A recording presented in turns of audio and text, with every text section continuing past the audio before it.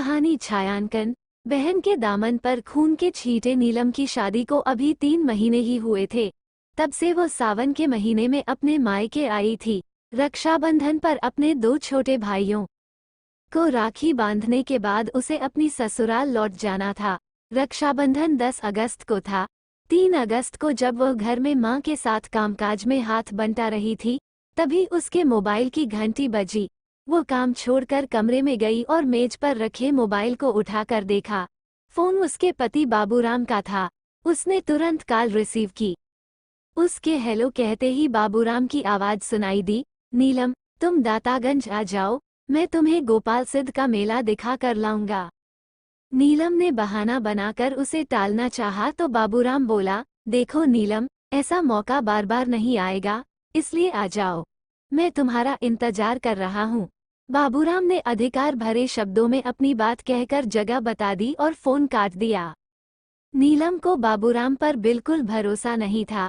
3 महीने में वो उसे जितना जान पाई थी, उससे उसे लगता था कि बाबूराम उसे पसंद नहीं करता, लेकिन वो उसका पति था और जिद कर रहा था, इसलिए जाना उसकी मजबूरी थी। उसने अपनी मां को बताया और फिर अपनी छोटी बहन संगीता को साइकिल पर बैठा कर दातागंज चली गई। जब देर शाम होने पर भी नीलम संगीता के साथ वापस नहीं लौटी तो उसकी मां को चिंता हुई। मां ने यह बात अपने पति हरभजन को बताई तो उन्होंने नीलम और संगीता की खोजबीन शुरू की। नीलम की ससुराल में फोन करके पता किया तो वे दोनों वहां भी नहीं गई थीं। बाबूराम भी घर पर नहीं था। हरभजन का परिवार बदायूं जिले के थाना दातागंज क्षेत्र के गांव केशोपुर में रहता था। उसकी 2 बेटियां थीं और 2 बेटे। जब 2 दिनों तक खोजबीन करने के बाद भी बेटियों का कोई सुराग नहीं मिला तो उसने थाना दातागंज में बाबूराम के विरुद्ध भादवी की धारा 364 के तहत अपहरण का मुकदमा दर्ज करा दिया। बाबूराम के खिलाफ रिपोर्ट इसलिए लिखाई क्योंकि उसी ने फोन करके नीलम को दातागंज बुलाया था। दातागंज के थाना प्रभारी विपिन कुमार ने बाबूराम के बरेली के थाना कैंट क्षेत्र के गांव भहुवापुर स्थित घर पर दबिश दी तो वह घर पर नहीं मिला।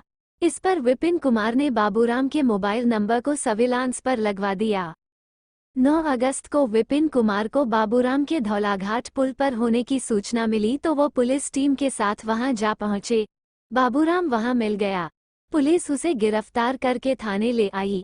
थाने में जब उससे पूछताछ की गई तो उसने बताया कि उसने अपनी पत्नी नीलम और साली की उनके ही दुपट्टे से गला घोंटकर हत्या कर दी थी और दोनों की लाशें धका गांव में उसके मामा के गन्ने के खेत में पड़ी हैं। धका गांव दातागंज से 40 किलोमीटर की दूरी पर था और जिला बरेली के थाना विशारतगंज क्षेत्र में आता था।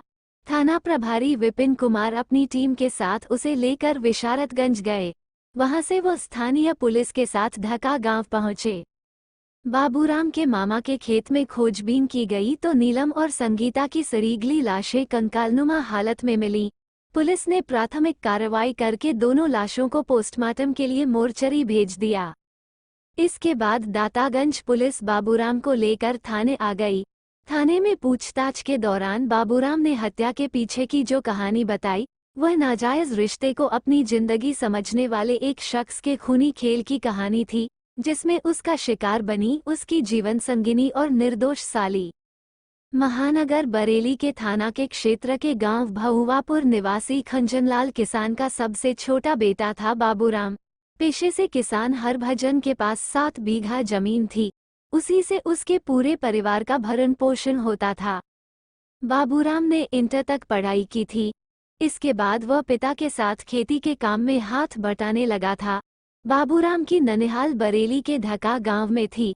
उसके मामा की 3 बेटियां थीं, जिनमें गीता, परिवर्तित नाम, सबसे बड़ी थी। 18 साल की गीता का यौवन खूब दमकता था, वह थी भी खूबसूरत। बाबूराम अक्सर अपने मामा के घर आता रहता था। गीता से उसकी खूब पटती थी। दोनों के बीच भाई बहन का रिश्ता था। बचपन से एक दूसरे के साथ खेले थे, इसलिए एक दूसरे से काफी घुले मिले हुए थे। जब दोनों जवान हुए तो बाबूराम को गीता की खूबसूरती कुछ अलग ही नजरिए से सुहाने लगी। रिश्ते की याद आती तो वह गीता पर से नजरें हटाने की कोशिश करता, लेकिन उसका दिल उसे ऐसा करने की इजाजत नहीं देता था। बाबूराम ने बहुत कोशिश की कि वो रिश्ते की मर्यादा बनाए रखे, लेकिन दिल के मामले में उसका वश नहीं चला। वो कोशिश करके हार गया। बाबूराम ने महसूस किया कि वो गीता को चाहने लगा है। उसके दीदार से उसके दिल को सुकून मिलता है और आंखों को ठंडक। गीता जब उसके साथ नहीं होती तो उसे कुछ भी अच्छा नहीं लगता। उसके बिना जीने की कल्पना करना भी बेईमानी है। लेकिन गीता का साथ पाने की उसकी इच्छा तभी पूरी हो सकती थी जब वो भी प्यार का जवाब प्यार से देती। काफी सोच विचार के बाद बाबूराम ने फैसला किया कि वह गीता से अपने दिल की बात जरूर कहेगा। गीता की वजह से बाबूराम अधिकतर अपनी ननिहाल में ही पड़ा रहता था। बराबर उसके संपर्क में रहने के कारण गीता भी उसके आकर्षण में बंद सी गई थी। बाबूराम के साथ रहने पर उसे भी दुनियादारी की सुध नहीं रहती थी। एक दिन गीता अपने कमरे में बैठी हुई थी कि तभी बाबूराम आ गया। वो मन ही मन ठान कर आया था कि गीता से अपने दिल की बात जरूर कहेगा। वो उसके पास बैठते हुए बोला, गीतू, आज मैं तुमसे कुछ कहना चाहता हूँ। क्या कहना चाहते हो, बताओ? गीता ने उत्सुकता से पूछा। मुझे डर है कि तुम मेरी बात सुनकर नाराज न हो जाओ। पता तो चले, ऐसी क्या बात है जिसे कहने से तुम इतना डर रहे हो? गीतू, मैं तुमसे प्यार करने लगा हूँ। क्या तुम मेरे प्यार को स्वीकार करोगी? बाबूराम ने गीता का हाथ अपने हाथ में लेकर एक ही झटके में बोल दिया। क्या? सुनकर गीता चौंक पड़ी। उसे एकाएक अपने कानों पर भरोसा नहीं हुआ। हाँ गीतू, मैं तुमसे प्यार करने लगा हूँ और तुमसे शादी करना चाहता हूँ।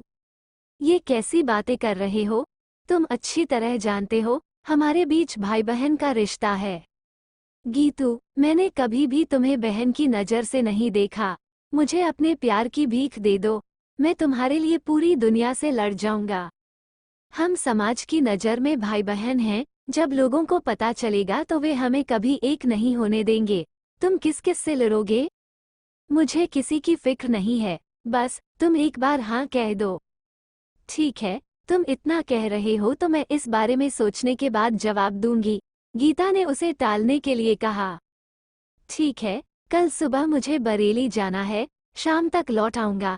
तब तक तुम सोच लेना और मुझे अपना जवाब बता देना। कोशिश करना तुम्हारा जवाब मेरे हक में हो।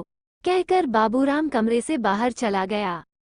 रात को खाना खाने के बाद गीता जब सोने के लिए बिस्तर पर लेटी तो नींद उसकी आंखों से कोसों दूर थी।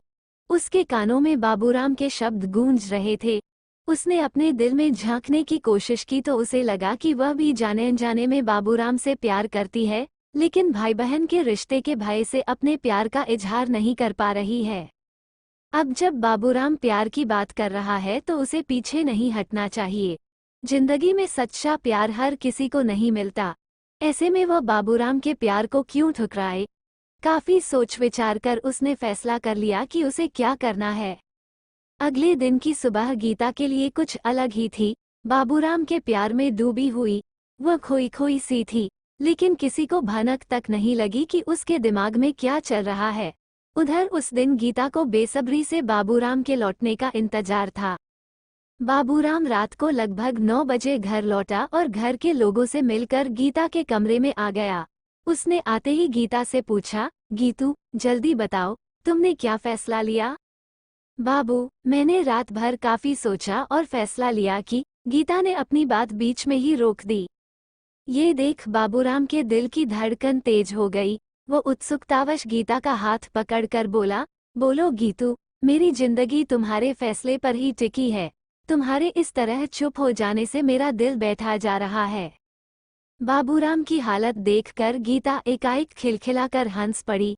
उसे इस तरह हंसते देखकर बाबूराम ने उसकी ओर सवालिया निगाहों से देखा तो वह बोली, मेरा फैसला तुम्हारे हक में है। ये सुनकर बाबूराम खुशी से झूम उठा और उसने गीता को बाहों में भर लिया। गीता खुद को उससे छुड़ाते हुए बोली, अपने ऊपर काबू रखो। अगर किसी ने हमें इस तरह देख लिया तो कयामत आ जाएगी। हमारा प्यार शुरू होने से पहले ही खत्म हो जाएगा। क्या करूं गीतू, तुम्हारा फैसला सुनकर मैं पागल सा हो गया था।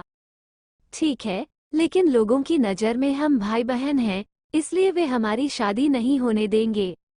हमारी शादी जरूर होगी और कोई भी हमें नहीं रोक पाएगा, लेकिन ये तो बाद की बात है। वैसे हमारे बीच जो भाई बहन का रिश्ता है, यह एक तरह से अच्छा ही है। इससे हम पर कोई जल्दी शक नहीं करेगा। गीता भी बाबूराम की बात से सहमत हो गई और फिर उस दिन से दोनों का प्यार परवान चढ़ने लगा। दोनों एक साथ घूमने और फिल्में देखने जाने लगे। बाबूराम और गीता मामा फूफा के बेटा बेटी होने की वजह से भाई बहन लगते थे। ऐसे में दोनों के बीच जो कुछ भी चल रहा था उसे प्यार नहीं कहा जा सकता।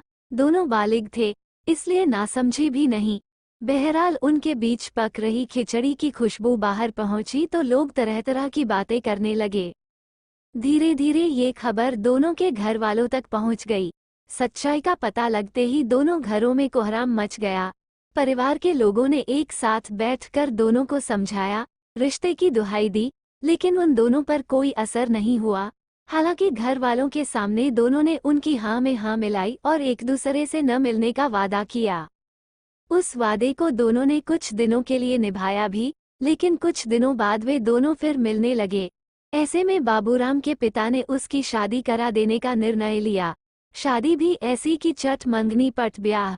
भहुआपुर गांव के ही एक परिचित ने उन्हें बदायूं जिले के गांव केशोपुर निवासी हरभजन की बेटी नीलम के बारे में बताया। ये बताने वाला परिचित हरभजन का एक रिश्तेदार था। नीलम को घर में पूनम के नाम से बुलाते थे। वह दातागंज के चिरौंजी लाल इंटर कॉलेज में इंटर की छात्रा थी। नीलम बहुत ही सरल व शांत स्वभाव की युवती थी। वह बालिग हो चुकी थी, इसलिए उसके पिता को उसके विवाह की चिंता सताने लगी थी। जब नीलम के लिए बाबूराम का रिश्ता आया तो वह मना नहीं कर सका। उसके बाद सब कुछ इतना जल्दी तय हुआ कि उसे इतना वक्त नहीं मिला कि बाबूराम और उसके परिजनों के बारे में कुछ पता लगा सके। बाबूराम के घर वाले तो कुछ जानना ही नहीं चाहते थे। वह तो जल्द से जल्द उसकी शादी करके उसे बंधन में बांधना चाहते थे, जिससे वह गीता से सारे रिश्ते तोड़ दे। रिश्ता तय होने के बाद इसी साल 16 मई को दोनों का विवाह हो गया। नीलम मायके से विदा होकर अपनी ससुराल आ गई, लेकिन बाबूराम ने उसमें कोई रुचि नहीं दिखाई। बाबूराम पर तो गीता की दीवानगी छाई हुई थी। वो किसी हाल में उससे अलग होना नहीं चाहता था। वह अपनी शादी होने से तो नहीं रोक पाया, लेकिन शादी के बावजूद वह नीलम को अपनी जिंदगी की जीनत नहीं बनाना चाहता था। इसीलिए वह उसके साथ बेरुखी से पेश आने लगा। वह बात बात पर उस पर चिल्ला पड़ता, उससे उल्टा सीधा बोलता।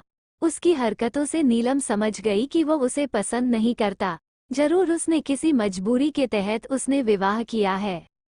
दूसरी ओर बाबूराम गीता से मिला तो उसने नाराजगी जताई और याद दिलाया कि उसने हमेशा उसी का रहने का वादा किया था। कोई भी उनके बीच नहीं आएगा। वह अपने वादे को कैसे भूल गया। इस पर बाबूराम ने उससे कहा कि वह अपने वादे को नहीं भूला है। उसके अलावा वह किसी और को अपनी जिंदगी नहीं बना सकता। लेकिन जब गीता ने नीलम को अपने रास्ते का रोड़ा बताया तो बाबूराम ने उसने कहा कि वो इस रोड़े को हमेशा के लिए अपने रास्ते से हटा देगा। इसके बाद बाबूराम ने नीलम की हत्या की साजिश रचनी शुरू कर दी। सावन में जब नीलम अपने मायके आई तो बाबूराम ने अपनी साजिश को अंजाम देने का फैसला कर लिया।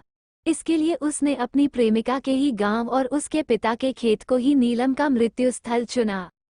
3 अगस्त को बाबूराम ने नीलम को फोन करके कहा कि वह दातागंज आ जाए। वो उसको गोपाल सिद्ध का मेला दिखाने के लिए साथ ले जाएगा। नीलम ने आनाकानी की, लेकिन बाबूराम नहीं माना। नीलम को उस पर भरोसा पहले से ही नहीं था, इसलिए उसने अपनी बहन संगीता को साथ लिया और उसे साइकिल पर बैठा कर दातागंज पहुंच गई। वहां पहले से तय जगह पर बाबूराम उसे इंतजार करता मिला। वो दहेज में मिली बाइक से आया था। नीलम की साइकिल एक जगह खड़ी करवाकर बाबूराम दोनों बहनों को बाइक पर बैठाकर मेला दिखाने ले गया। जब शाम होने लगी तो वो उन दोनों को बाइक पर साथ लेकर दातागंज से 40 किलोमीटर दूर ढका गांव की ओर चल दिया। नीलम ने पूछा तो उसने कहा कि उसे जरा मामा से काम है। इस बहाने वह मामा व अन्य घर वालों से मिल लेगी। उसके इस जवाब से नीलम चुप हो गई। बाबूराम ने अपने मामा के गन्ने के खेत पर जाकर बाइक रोकी और नीलम को खेत दिखाने के बहाने साथ लेकर खेत के अंदर चला गया। नीलम उस वक्त सलवार कुर्ता पहने थी। उसने अपना दुपट्टा गले में लटका रखा था। खेत के अंदर जाकर बाबूराम ने उसी दुपट्टे से गला घोंटकर उसकी हत्या कर दी। वो बेचारी चीख भी न सकी। इसके बाद वो खेत से निकलकर बाहर आया और संगीता से कहा कि उसकी बहन अंदर गिर गई है और उसके पैर में काफी चोट आई है। ये सुनकर संगीता उसके साथ खेत के अंदर चली गई। अंदर पहुंचते ही बाबूराम ने पीछे से उसी के दुपट्टे से गला घोंटकर उसकी भी हत्या कर दी। संगीता की हत्या करना बाबूराम की मजबूरी थी, क्योंकि अगर वो उसे नहीं मारता तो वो सब कुछ अपने घर वालों को बता देती। इस तरह संगीता बहन के साथ बेवजह मारी गई। दोनों बहनों की लाशों को वहीं पड़ा छोड़कर बाबूराम अपने मामा के घर आ गया। वहां उसने गीता को नीलम और संगीता की हत्या कर देने की बात बता दी। देर रात वह मामा के घर से निकलकर अपने घर पहुंचा। वहां उसे पता चला कि उसके ससुर हरभजन को पता है कि नीलम और संगीता उसके साथ गई थीं और वो उनके और उसके बारे में पूछ रहे थे। ये सुनकर बाबूराम को अपने पकड़े जाने का भय सताने लगा तो वह घर से फरार हो गया। लेकिन बाबूराम के गुनाह ने उसका पीछा नहीं छोड़ा और अंततः वो पुलिस की गिरफ्त में आ ही गया। थाना प्रभारी विपिन कुमार ने इस केस में भादवी की धारा 302/201 और बढ़ा दी। प्राथमिक कानूनी कार्रवाई पूरी करके पुलिस ने बाबूराम को सीजेएम की अदालत में पेश किया, जहां से उसे जेल भेज दिया गया। पुलिस सूत्रों पर आधारित और कहानियां सुनने के लिए सब्सक्राइब और शेयर करें।